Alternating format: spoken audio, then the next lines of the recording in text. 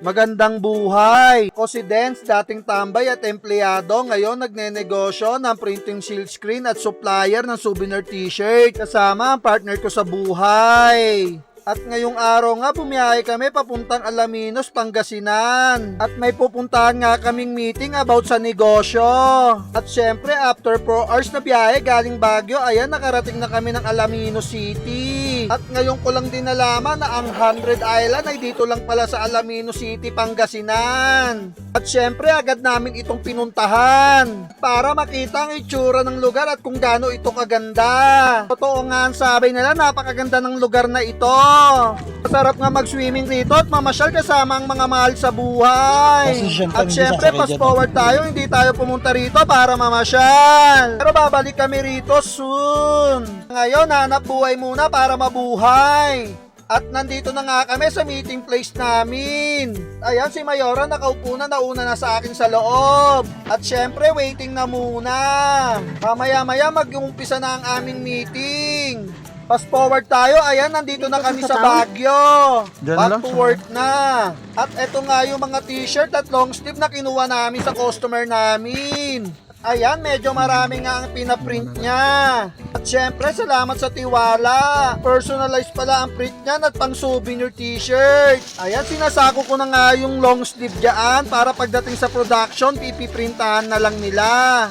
Nandito na nga tayo sa aming printing production, kung saan dito namin tinatatakan ng mga t-shirt o jacket o long sleeve o mapasando man yan. Kahit eco bag, dyan namin tinatatakan. Mapapansin nyo, napakadaming tambak at kalat dyan sa gilid. Galing kasi yan sa kabilang unit. Ngayon, dyan muna yan pang samantagal. Mga t-shirt rin yan na reject at mga package.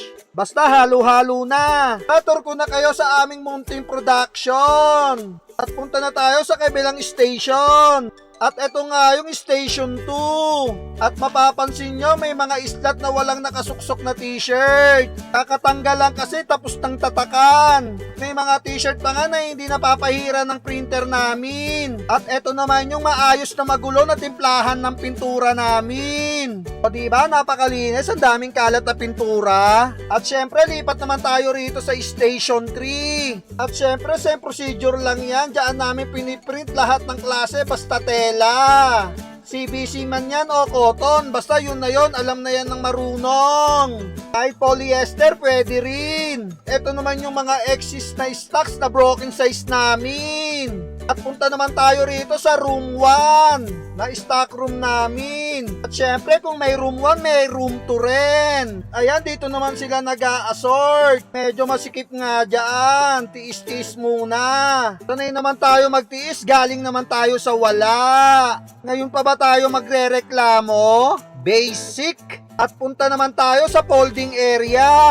At eto ang aming munting tupian. Ayan, napakalinis na magulo. Pero normal lang yan. Dito tinatambak yung mga t-shirt after nilang tatakan. At dito rin chinecheck kung may problema ba sa mga print nila.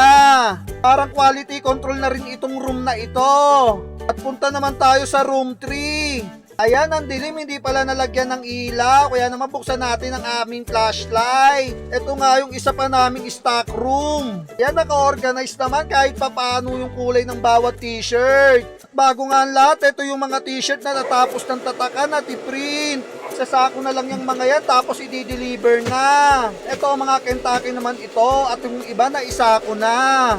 Ito ang tawag naman sa print ito, syempre Baguio. Ginamit naming ink rito is luminous. Napaka-quality niyan. Medyo marami tayong malalagay sa sasakyan ngayon. Hanggang dito na muna ako, ako'y magtatrabaho muna. Kaya ikaw, wag kang tatamad-tamad, wag kang umasa sa swerte, malas yun. Ilusan mo, yun ang swerte. Peace out! Bagong araw, simbolo to ng pag-asa. Amoy ko yung kape, sakto sa panlasa. Pampagising kasi maghapong kakayod. Dito kung hindi kikilos, hindi ka sa sahod. Ang maging mahirap, sapat ang motibasyon. Paganahin utak gamit imahinasyon. Maglalayag, walang limitasyon.